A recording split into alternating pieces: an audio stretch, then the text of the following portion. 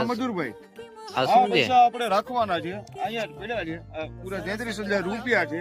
હા આપણે 6 જણાના નામ આજે લખવાના છે અને ઈ પણ 6 જણાના નામ આપણે એવા નામ આપણે વિચારશું કે જેનું નામ નીકળશે એના 33,000 રૂપિયા આપણે આપી દેવાના છે અને બરોબર. આપણે પાછા લેવાના નથી.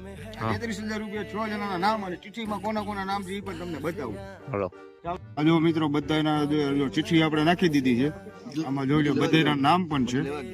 હવે આનામાંથી આપણે 33,000 રૂપિયા કોને દેવાના છે. જો કલ્પેશભાઈ વાળે આવી રીતના ચિઠ્ઠી તો આપણે ચિઠ્ઠી બનાવી નાખી છે. જો આવી રીતના જો કલ્પેશભાઈ વાળે એવી રીતના જો ચિઠ્ઠી વાળી નાખી છે. આની અંદર જો 6 ભાઈઓના નામ છે.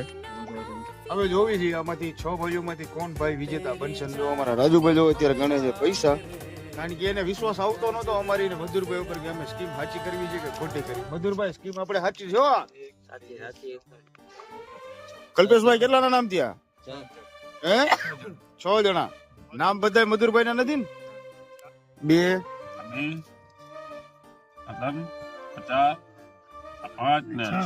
આ જો મિત્રો 6 ચિઠ્ઠી આવી ગઈ છે રાજ. અને હવે જો ભાઈ ચિઠ્ઠી ઉપાડે છે અને ચિઠ્ઠી અને આ જો આપણે ખોલવી છે ચિઠ્ઠી. રાજુ પટેલ.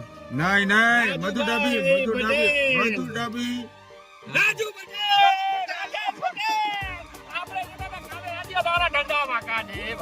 આજો મિત્રો ફાઇનલ જો 33,000 રૂપિયા આપણે આપી દેવાના છે અને ભાઈ છે રાજુભાઈ હાજર નથી એટલે જો અનિલભાઈ ને દેવી. અનિલભાઈ ને દેવો છો મધુરભાઈ ને કઈ ખબર નથી પડતી પણ આ ફાઇનલ જો મિત્રો આપણે દઈ દેવાના છે. પૈસા ના છે જો પૈસા ભાઈ કોને દેવાના છે? અનિલભાઈ દરજીને દઈજી કાલે પણ પૈસા કોને દેવાના છે? રાજુ પટેલ ને. રાજુભાઈ પટેલ ને દેવાના છે. જો મિત્રો રાજુભાઈ પટેલ ને 33,000 રૂપિયા દેવાના છે.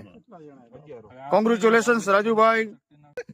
રાજુ કાલે પાર્ટી કરાવશે. હા નહીં કરાવે તો 10%. રાજુ જે ઈ નહીં ખવડાવે તો નાસ્તો કાલ નહીં કરાવે તો બેઠો તમે ખવડાવી દીશો?